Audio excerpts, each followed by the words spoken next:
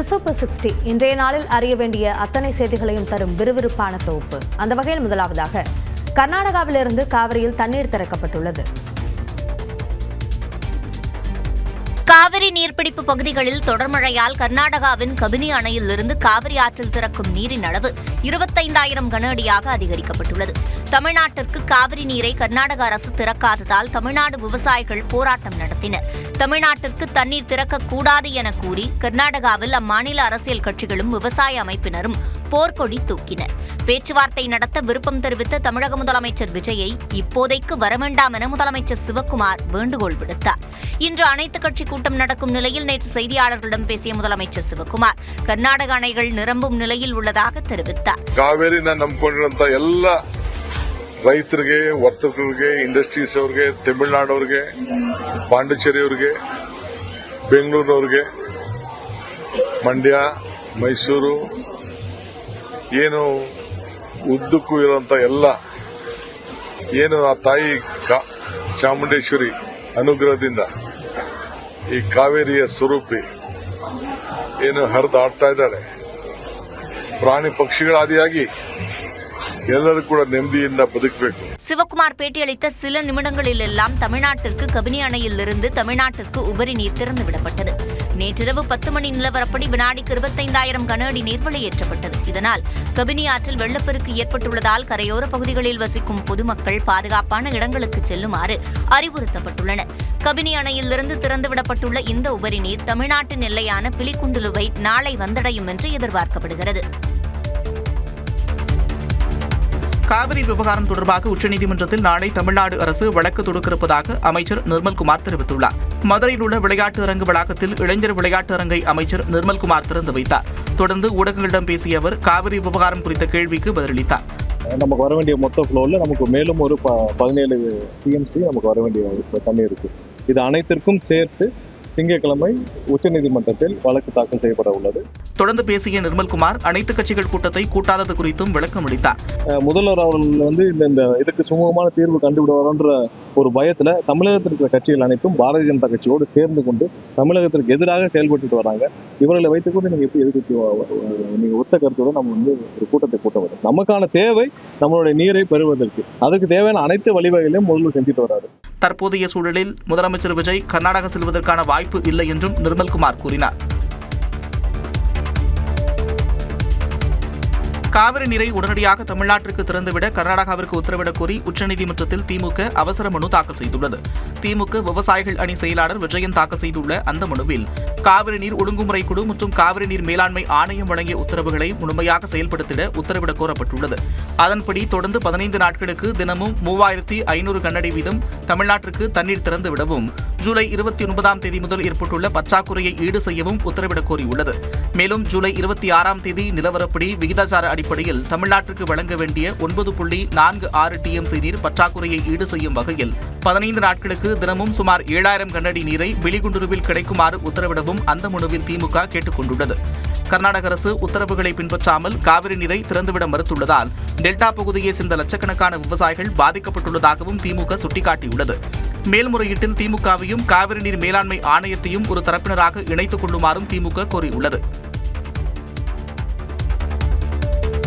மேகதாது அணை விவகாரத்தில் தனி ஆர்வத்தனம் செய்ய நினைத்து முதலமைச்சர் விஜய் தனிமைப்பட்டு நிற்பதாக திமுக தலைவர் மு.க. ஸ்டாலின் விமர்சித்துள்ளார். சமூக வலைதளத்தில் பதிவிட்டுள்ள அவர் கர்நாடகாவின் கடந்த கால செயல்பாடுகளை கொண்டே முதலமைச்சர் விஜய் கர்நாடகா செல்ல வேண்டாம் என்று எச்சரித்ததாகவும் தற்போது தமிழக முதலமைச்சர் கர்நாடகா வர வேண்டாம் என்று கூறிவிட்டு அம்மாநில முதலமைச்சர் சிவக்குமார் அனைத்துக் கட்சி கூட்டத்திற்கு அழைப்பு விடுத்திருப்பதாகவும் தெரிவித்துள்ளார். தமிழ்நாடு முதலமைச்சர் அனைத்துக் கட்சி கூட்டத்தை கூட்டுவது எப்போது முடியுமா முடியாதா என்றும் மு.க. ஸ்டாலின் கேள்வி எழுப்பியுள்ளார். இந்நிலையில் சென்னையில் புதிய தமிழகம் கட்சி தலைவர் கிருஷ்ணசாமி தலைமையில் நடைபெற்ற அனைத்துக் கட்சி கூட்டத்தில் காவிரி பிரச்சனையில் நிரந்தர தீர்வு காண கோரி சென்னையில் வரும் 7ஆம் தேதி ஆர்ப்பாட்டம் நடத்துவது என முடிவு செய்யப்பட்டது. இந்த கூட்டத்தில் தவிக, திமுக பங்கேற்கவில்லை. அவரோட கூட்டி அவன் தண்ணி தரலையோ, உரிமையை மறுக்கிறானோ, உரிமையை பறிக்கிறானோ, அவனோட கூட்டு வச்சு அவனுக்கு ஓட்டை போட்டு அவனுக்கு பதவியை கொடுத்தா அப்ப எப்படி இந்த மண்ணின் மக்களின் உரிமை பாதுகாக்கப்படுங்கிற கேள்வி நமக்கு எழணும். இதனிடையே மேகதாது பகுதியில் அணை கட்டுவதை மத்திய அரசு அனுமதிக்கக்கூடாது என்று வலியுறுத்தி இந்திய கம்யூனிஸ்ட் கட்சி சார்பில் திருப்பூர் மற்றும் சேலத்தில் ஆர்ப்பாட்டம் நடைபெற்றது. காவிரி விவகாரத்தில் திமுக கபட நாடகம் ஆடுவதாக தாவேக ஐடி விங் விமர்சித்துள்ளது. இதுகுறித்து எக்ஸ் தளத்தில் பதிவிட்டுள்ள தாவேக ஐடி விங் விவசாயிகள் நலனுக்காகவும் கர்நாடக வாழ் தமிழ் சொந்தங்களுக்காகவும் முதலமைச்சர் விஜய் யோசித்து செயல்படுவதாக தெரிவித்துள்ளது. முதலமைச்சர் விஜய் திமுகவை போல சுயநலம் கொண்ட தனி ஆவர்த்தனம் செய்ய துடிப்பவர் இல்லை என கூறியுள்ள தாவேகா ஐடி விங், பல ஆண்டுகள் மத்திய அரசிடம் பேரம் பேசி இலாக்காக்களை பெற்ற திமுக காவிரி விவகாரத்திற்காக ஒரு அமைச்சர் பதவியாவது உதறி இருக்குமா என வினவியுள்ளது. ஆட்சியில் இருக்கும்போது சத்தம் போடுவது போல சவுண்டு கொடுத்துவிட்டு மியூட் மோடுக்கு சென்று மியாவ் என்று கூட சத்தம் எழுப்பாத காரிய பூனையான திமுக ஆட்சி பறிபோன பிறகு மண் மொழி மானம் என்று உரிமை முடக்கத்தை எழுப்பி எம்பி குதிப்பதாக விமர்சித்துள்ளது. எப்பொழுதும் மக்களை தூண்டிவிட்டு குளிர்காயும் திமுக இப்பொழுது எரிச்சல் மற்றும் விரக்தி மோடில் அலறிக் கொண்டிருப்பதாகவும், தனிமைப்படுத்தப்பட்ட கட்சியாக தவிக்கும் திமுக காவிரி விவகாரத்தில் கபட நாடகமாடுவதை மக்கள் ஏற்க மாட்டார்கள் என்றும் தாவேகா ஐடி விங் தெரிவித்துள்ளது. மேகதாது அணை கட்ட முயற்சி செய்து வரும் கர்நாடக அரசை கண்டித்து தேமுதிக சார்பில் ஒகேனக்கல்லில் கட்சியின் பொதுச் செயலாளர் பிரேமலதா விஜயகாந்த் தலைமையில் கண்டன ஆர்ப்பாட்டம் நடைபெற்றது. இதில் தேமுதிக பொருளாளர் LK சுதீஷ், தேமுதிக இளைஞரணி செயலாளர் விஜய் பிரபாகரன், திமுக மாவட்ட செயலாளரான முன்னாள் அமைச்சர் P பழனியப்பன் உள்ளிட்டோர் பங்கேற்றனர். காவிரிக்கு தண்ணீர் திறந்து விடு, திறந்து விடு, திறந்து விடு, காவிரிக்கு தண்ணீர் திறந்து விடு. தொடர்ந்து செய்தியாளர்களிடம் பேசிய பிரேமலதா, நாடு முழுவதும் நிலவும் தண்ணீர் பிரச்சினைக்கு தீர்வு நதிகளை இணைப்பதுதான் என்று கூறினார். இது ஒன்று சண்டை இல்லை, இந்தியா பாகிஸ்தான் வார் கிடையாது.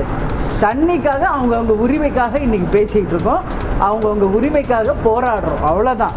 அதனால நடுநிலையோடு இருந்து 2 மாநிலங்களுக்கும் நல்லது நடக்கணுன்றதுதான் எங்களுடைய ஒரே கோரிக்கை. முன்னதாக காவிரியின் தமிழக எல்லையான பிலிகுண்டுலு பகுதியில் நீர்வரத்து குறித்து பிரேமலதா விஜயகாந்த் ஆய்வு நடத்தினார். மாமல்லபுரத்தில் காங்கிரஸ் நிர்வாகிகளின் பயிற்சி நிறைவு நாளில் மூத்த தலைவர் ராகுல் காந்தி கலந்து கொண்டார். தொகுதி மறுவரையறையை ஆதரிப்பவர்கள் எட்டப்பர்கள் என்று மக்களவை எதிர்க்கட்சித் தலைவர் ராகுல் காந்தி தெரிவித்துள்ளார். சென்னை மாமல்லபுரத்தில் நடைபெற்ற தமிழக காங்கிரஸ் கமிட்டியின் மாவட்ட தலைவர்களின் பயிற்சி முகாமில் ராகுல் காந்தி பங்கேற்றார். இதில் நிர்வாகிகள் மத்தியில் பேசிய ராகுல் காந்தி, தமிழகத்தில் காங்கிரஸ் கட்சியின் வளர்ச்சிக்கு முட்டுக்கட்டையாக இருப்பது உட்கட்சி பூசல் என்றும், அதை முறைப்படுத்தவே புதிய மாவட்ட தலைவர்கள் நியமனம் செய்யப்பட்டிருப்பதாகவும் கூறினார். கட்சிக்கு விசுவாசமாக தலைமையின் அறிவுறுத்தல்களை ஏற்று பணியாற்ற முன்வர வேண்டும் என்று நிர்வாகிகளை அறிவுறுத்திய ராகுல் காந்தி, மாவட்ட தலைவர்களின் செயல்பாடுகளை கவனித்து வருவதாகவும், கட்சி நிர்வாகிகளை அரவணைத்து செல்லாத தலைவர்களுக்கு காங்கிரஸில் இடமில்லை என்றும் எச்சரித்தார். தொடர்ந்து ஊடகங்களிடம் பேசிய ராகுல் காந்தி தொகுதி மறுவரையறை குறித்து பேசினார். Anybody who supports delimitation is betraying Tamil Nadu, is a 21st century Attappa. No Tamil person should support delimitation. Every single Tamil person should oppose delimitation. Every single Tamil party, national party, should defeat delimitation in the house. தொகுதி மறுவரையறை தமிழக மக்களின் எதிர்காலத்தை பாதிக்கும் பிரச்சனை என்றும் ராகுல் காந்தி தெரிவித்தார். பெற்ற பிள்ளையை இழந்ததால் வருந்தும் பெற்றோரின் வேதனையை விட வேறு எதுவும் இல்லை என மக்களவை எதிர்க்கட்சித் தலைவர் ராகுல் காந்தி தெரிவித்துள்ளார். தமிழ்நாடு வந்த ராகுல் காந்தி மாமல்லபுரத்தில் நடைபெற்ற காங்கிரஸ் கட்சியின் மாவட்ட தலைவர்களுக்கான பயிற்சி முகாமில் பங்கேற்றார். அப்பொழுது நீட் தேர்வு காரணமாக உயிரிழந்த மாணவர்களின் பெற்றோர்களை ராகுல் காந்தி கிட்டத்தட்ட 1 மணி நேரத்திற்கு மேலாக சந்தித்து ஆறுதல் தெரிவித்தார். இதைத் தொடர்ந்து சமூக வலைதளத்தில் பதிவிட்ட ராகுல் காந்தி, இளம் வயதிலேயே குடும்ப உறுப்பினர்களை இழந்த ஒவ்வொரு குடும்பமும் நீங்கா வலியை கொண்டிருக்கும் என்றும், இது நமது தோல்வியடைந்த கல்வி முறை தொடர்பான முக்கிய கேள்விகளை எழுப்புகிறது என்றும் தெரிவித்துள்ளார். பிள்ளைகளை இழந்த பெற்றோர் யாரையும் சந்திக்காத பிரதமர் மோடி தற்பொழுது போராடிய மாணவர்களை மன்னித்து விட்டதாக கூறுகிறார் என்றும் அவர் குறிப்பிட்டுள்ளார். மாணவர்களை பிரதமர் மன்னிப்பது தேவையில்லை என்றும், அவர்தான் மாணவர்களிடம் பகிரங்க மன்னிப்பு கேட்க வேண்டும் என்றும் ராகுல் காந்தி பதிவிட்டுள்ளார். தமிழ்நாட்டின் பல்வேறு பகுதிகளிலும் பரவலாக மழை பெய்தது. வேலூர் மாவட்டத்தில் கடந்த சில நாட்களாக வெயில் சதமடித்த நிலையில் இரவில் திடீரென கனமழை பெய்ததால் வெப்பம் தணிந்து குளிர்ச்சியான சூழல் நிலவியது. ராணிப்பேட்டை, ஆற்காடு, அரக்கோணம், சோளிங்கர் உள்ளிட்ட பகுதிகளில் சுமார் 2 மணி நேரத்திற்கு மேல் கனமழை பெய்ததால் பல இடங்களில் மின்சாரம் துண்டிக்கப்பட்டது. காஞ்சிபுரம், ஓரிக்கை, சிவிலிமேடு, ஸ்ரீபெரும்புதூர் உள்ளிட்ட பகுதிகளிலும் மழை பெய்தது. பல இடங்களில் தண்ணீர் தேங்கியதால் வாகன ஓட்டிகள் சிரமம் அடைந்தனர். செங்கல்பட்டு மாவட்டத்திலும் பரவலாக மழை பெய்தது. மதுராந்தகம், கருங்குழி, மேல்மருவத்தூர், மாமல்லபுரம், கல்பாக்கம் பகுதிகளிலும் மழை பெய்ததால் மக்கள் மகிழ்ச்சி அடைந்தனர். கடலூரில் பகலில் வெயில் சதமடித்த நிலையில் இரவு 7 மணியிலிருந்து 10 மணி வரை மழை கொட்டியது.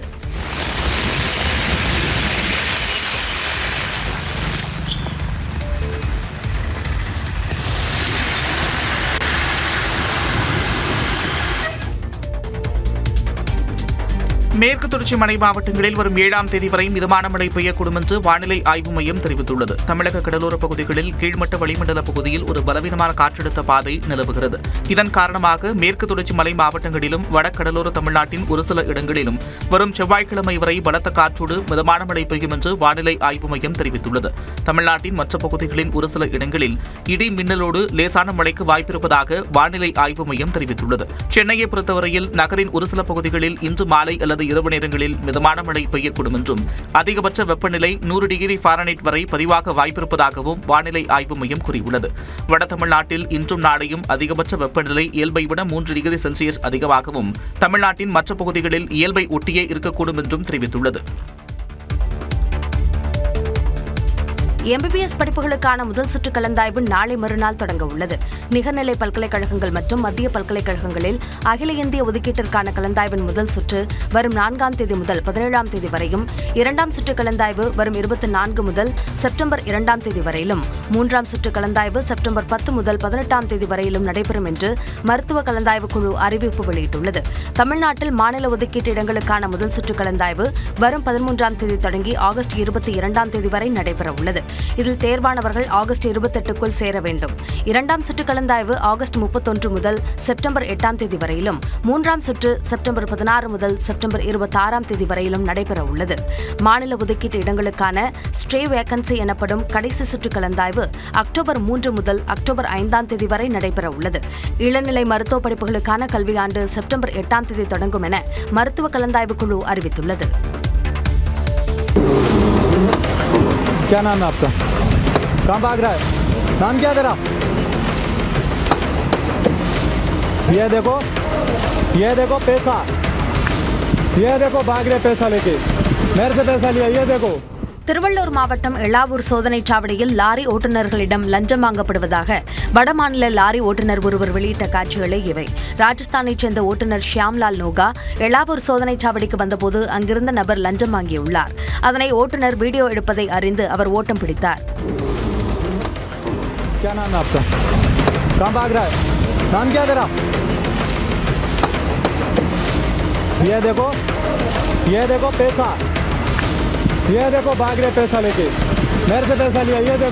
அப்போது சுங்கச்சாவடியில் இருந்த இருக்கைகள் மற்றும் கண்ணாடியை உடைத்ததாக ஓட்டுநர் ஷியாம் மீது ஆரம்பாக்கம் காவல் நிலையத்தில் வழக்கு பதிவு செய்யப்பட்டது. இதனையடுத்து கைது செய்யப்பட்ட ஷியாம் காவல் நிலைய ஜாமீனில் விடுவிக்கப்பட்டார். எனினும் லஞ்சம் வாங்கியவர்கள் மீது இதுவரை நடவடிக்கை எடுக்கப்பட்டதா இல்லையா என எந்த தகவலும் இல்லை.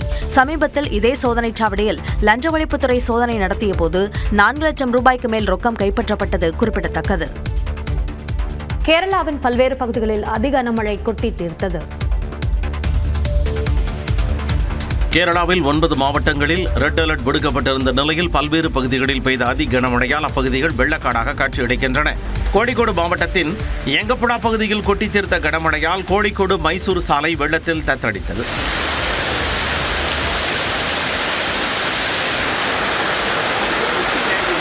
இடுக்கி மாவட்டத்தின் ஐயப்பன் கோவில் பகுதியில் உள்ள பெரியார் ஆற்றில் வெள்ளம் பெருக்கெடுத்து ஓடியது. ஆற்றங்கரையோர வீடுகள், கடைகள் வெள்ளத்தில் மூழ்கின.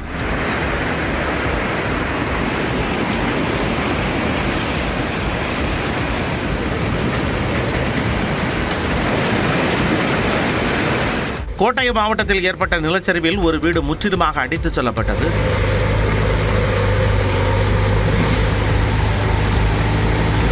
நிலச்சரிவு மற்றும் வெள்ளத்தில் சிக்கி ஒரு குழந்தை உட்பட 6 பேர் உயிரிழந்தனர். நிறை புத்தரிசி பூஜை நாளை முன்னிட்டு இன்று மாலை 5 மணிக்கு சபரிமலை கோவில் திறக்கப்படும் நிலையில் மழை வெள்ள பாதிப்பை கருத்தில் கொண்டு பக்தர்கள் பயணத்தை மறுபரிசீலனை செய்யுமாறு திருவிதாங்கூர் தேவசம் போர்டு அறிவுறுத்தியுள்ளது.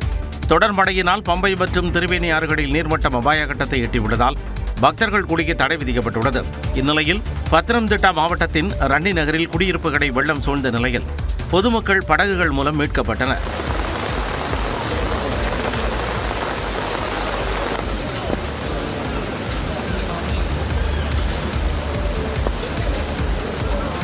கேரள மாநிலம் குமுளி அருகே வண்டி பெரியாறு அரசு ஆரம்ப சுகாதார நிலையத்தை சூழ்ந்து வெள்ளம் பெருக்கெடுத்து ஓடியது.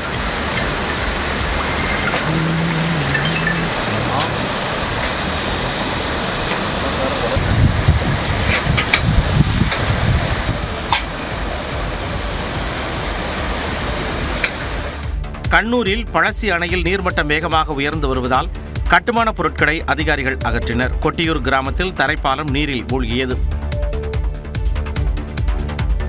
பல்வேறு நலத்திட்டங்களை தொடங்கி வைப்பதற்காக ஆந்திரா சென்ற பிரதமர் நரேந்திர மோடிக்கு நடனமாடி உற்சாக வரவேற்பு அளிக்கப்பட்ட காட்சிகள் தான் இது. சுமார் 13,000 பெண்கள் இணைந்து பழங்குடியின மக்களின் பாரம்பரிய டிம்சா நடனமாடியது இன்னும் சாதனை படைத்தது.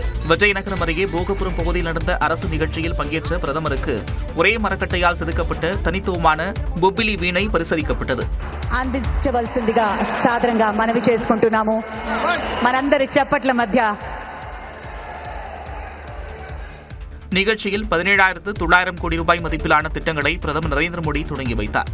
முன்னதாக விஜயநகரம் அருகே 5,000 கோடி ரூபாய் மதிப்பில் கட்டப்பட்ட அல்லூரி சீதாராமராஜு சர்வதேச விமான நிலையத்தை திறந்து வைத்து பிரதமர் நரேந்திர மோடி பார்வையிட்டார்.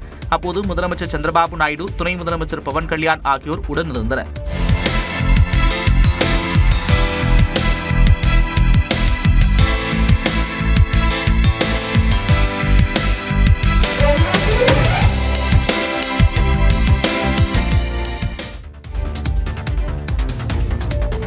சாமானிய மக்களும் விமானத்தில் பயணிக்க முடியும் என்ற சூழலை மத்திய பாஜக அரசு உருவாக்கியிருப்பதாக பிரதமர் நரேந்திர மோடி தெரிவித்துள்ளார். ஆந்திர பிரதேச மாநிலம் போகபுரம் பகுதியில் நடந்த அரசு நிகழ்ச்சியில் பங்கேற்று பேசிய அவர் 2014ஆம் ஆண்டு வரை நாடு முழுவதும் 74ஆக இருந்த விமான நிலையங்களின் எண்ணிக்கை தற்பொழுது 166ஆக உயர்ந்திருப்பதாக தெரிவித்தார். पहले जब एयरपोर्ट बनते थे तो एयरपोर्ट के नाम एक ही परिवार के नाम पर चढ़ जाते थे. एनडीए सरकार में आज छोटे शहर के साधारण लोग भी फ्लाइट से आ जा रहे हैं. முன்னதாக பேசிய ஆந்திர முதலமைச்சர் சந்திரபாபு நாயுடு, ஜனநாயக நாடுகள் சரியான தலைவர் இன்றி தவித்துக் கொண்டிருக்கும் வேளையில் இந்தியாவில் பிரதமர் மோடி சிறப்பாக செயலாற்றி வருவதாக பாராட்டினார். He is the only one leader in the democratic world with the knowledge, the technology and the ability to carry 144 crore people and make this nation forward. அமெரிக்காவில் கூட இல்லாத டிஜிட்டல் பரிவர்த்தனை சாதனையை பிரதமர் மோடி இந்தியாவில் சாத்தியமாக்கி இருப்பதாகவும் சந்திரபாபு நாயுடு கூறினார். டெல்லியில் போராட்டம் நடத்திய ராகுல் காந்தி மீது வழக்கு பதிவு செய்யப்பட்டுள்ளது.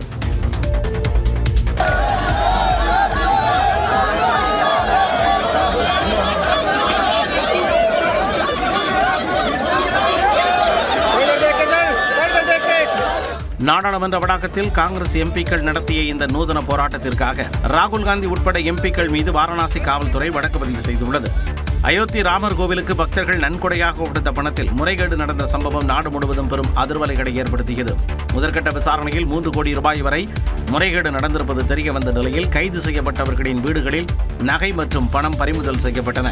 இந்நிலையில் நாடாளுமன்ற வளாகத்தில் கடந்த வெள்ளிக்கிழமை ராமர் கோவில் நன்கொடை முறைகேட்டை கண்டித்து நூதன போராட்டம் நடத்தினர்.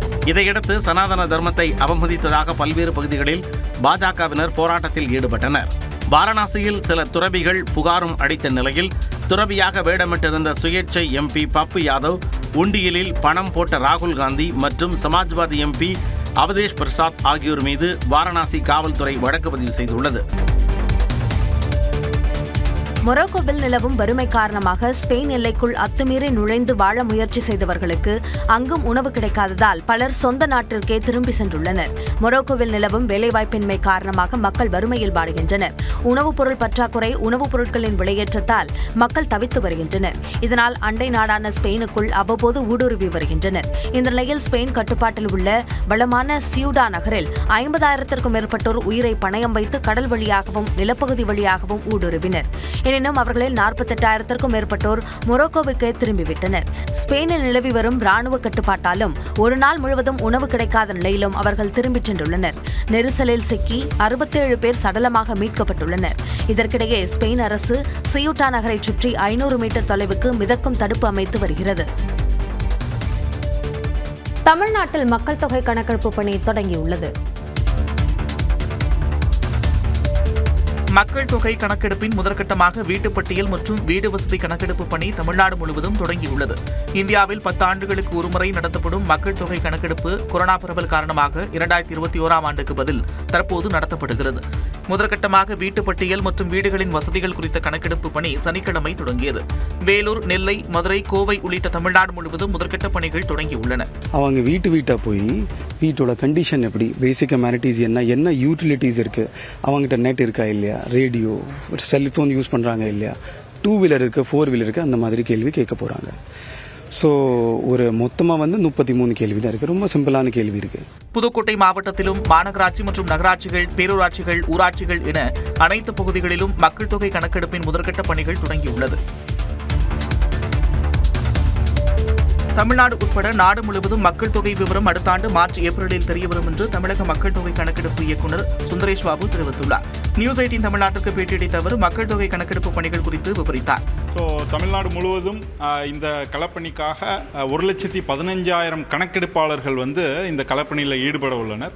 இவங்களை சூப்பர்வைஸ் பண்ணுறதுக்கு 19,000 சூப்பர்வைசர்ஸ் கூட நியமிக்கப்பட்டுள்ளனர். செல்ஃப் எனுமரேஷன் பண்ணியிருந்தாலும் பண்ணலைன்னாலும் எல்லா வீடுகளுக்கும் கணக்கெடுப்பாளர்கள் வருவாங்க. செல்ஃப் எனுமரேஷன் எந்த வீட்டில் பண்ணியிருக்காங்களோ அந்த வீட்டில் அந்த செல்ஃப் எனுமரேஷன் பண்ணதுக்கப்புறம் ஒரு 12 டிஜிட் கோடு இருக்கும். அந்த கோடு மட்டும் அவங்க வச்சு காட்டினா போதும். அதை பார்த்துட்டு கொஞ்சம் செக் பண்ணிட்டு அப்ரூவ் பண்ணிட்டு கிளம்பிடுவாங்க. மறுபடியும் இந்த 33 கேள்விகளை கேட்க மாட்டாங்க. வீட்டில் ஆட்கள் இல்லாத போது மக்கள் கணக்கெடுப்பு எப்படி நடைபெறும் என்பது குறித்தும் விளக்கினார்.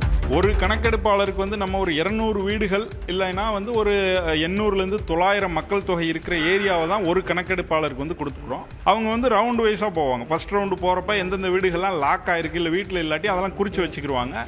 இந்த 30 நாட்களில் லாக் ஆகிருக்கிற வீடுகளுக்கெல்லாம் மறுபடியும் போவாங்க. பக்கத்து வீட்லேயும் சொல்லிட்டு போவாங்க, இந்த மாதிரி கணக்கெடுக்கிறதுக்கு வந்திருக்கிறாங்க, சென்சஸ் கணக்கெடுக்கிறதுக்கு வந்திருக்கிறாங்க, அவங்க வந்தால் சொல்லுங்க அப்படின்னு சொல்லுவாங்க. சில இடங்களில் முடிஞ்சால் மொபைல் நம்பர் கூட வாங்கிட்டு பேசுறதுக்கும் நம்ம சொல்லியிருக்கிறோம். 2ஆம் கட்ட மக்கள் தொகை கணக்கெடுப்பு பணிகள் முடிந்து அடுத்த ஆண்டு மார்ச், ஏப்ரலில் தான் முழு விவரம் தெரியவரும் என்றும் சுந்தரேஷ் பாபு கூறினார். குதிரைபேர வழக்கில் 2 நாட்களுக்கு பிறகு திருவல்லிக்கேணி காவல் நிலையத்தில் முன்னாள் அமைச்சர் செந்தில் பாலாஜி ஆஜரானார். சபாநாயகர் மீதான நம்பிக்கையில்லா தீர்மானத்திற்கு ஆதரவு அளிக்க ஊத்தங்கரை தாவேக எம்எல்ஏ இளையராஜாவுக்கு பணம் கொடுக்க முன்வந்ததாக கூறப்படும் வழக்கில் யூடியூபர் இளையராஜா உள்ளிட்டோர் கைது செய்யப்பட்டனர். குதிரை பேரத்தின் பின்னணியில் முன்னாள் அமைச்சர் செந்தில் பாலாஜி மற்றும் அவரது சகோதரர் அசோக்குமார் இருப்பதாக கூறப்பட்ட நிலையில் இருவருக்கும் முன்ஜாமீன் வழங்கப்பட்டது. இருவரும் திருவல்லிக்கேணி காவல் நிலையத்தில் ஆஜராகி கையெழுத்திட்டு வந்த நிலையில் வியாழன், வெள்ளி ஆகிய 2 நாட்கள் செந்தில் பாலாஜி ஆஜராகவில்லை. இந்நிலையில் அவர் மீண்டும் விசாரணைக்கு ஆஜரானார். அவரிடம் காவல் அதிகாரிகள் 2 மணி நேரம் விசாரணை நடத்தினர். ஆக்கப்பூர்வமான அரசு என்றால் மக்களுடைய அடிப்படை தேவைகளை, கோரிக்கைகளை, மக்களுடைய குறைகளை நிறைவேற்றக்கூடிய அந்த பணிகளில் கவனம் செலுத்தாமல் வழக்குகள் போடுவதிலே இந்த அரசு, தாவேக அரசு முனைப்பு காட்டி வருகிறது. நீங்கள் பார்த்துருப்பீங்க, நான் மட்டும் இல்லை, யார் மேலேயெல்லாம் எப்படிப்பட்ட வழக்குகள் எல்லாம் தொடர்ந்து வந்து கொண்டு இருக்கின்றன என்று. நீதிமன்றம் இருக்கிறது, வழக்கறிஞர்கள் இருக்கின்றார்கள். சட்டப்படி எத்தனை வழக்குகள் போட்டாலும் சரி, இல்லை இந்த வழக்குகளாக இருந்தாலும் சரி, நீதிமன்றத்தில் எதிர்கொண்டு இந்த வழக்குகள் அனைத்தும் பொய்யான வழக்குகள் என்பதை நாங்கள் நிரூபித்து காட்டுவோம். டாஸ்மாக் முறைகேடு வழக்கில் எஃப்ஐஆரில் பெயர் இல்லாதவரும் கைது செய்யப்பட்டுள்ளதாக செந்தில் பாலாஜி கூறினார். 2 கைது செய்யப்பட்டதில் ஒருவர் அந்த புகாரில், எஃப்ஐஆரில் பேர் இருக்கு, இன்னொரு எஃப்ஐஆர்லேயே பேர் இல்லை. பேர் இல்லாத பொழுதும் அவர் மீதும் அவரும் கைது செய்யப்பட்டிருக்கின்றார். டாஸ்மாக் முறைகேடு வழக்கில் செந்தில் பாலாஜிக்கு உச்சநீதிமன்றம் முன்ஜாமீன் வழங்கியுள்ளது குறிப்பிடத்தக்கது.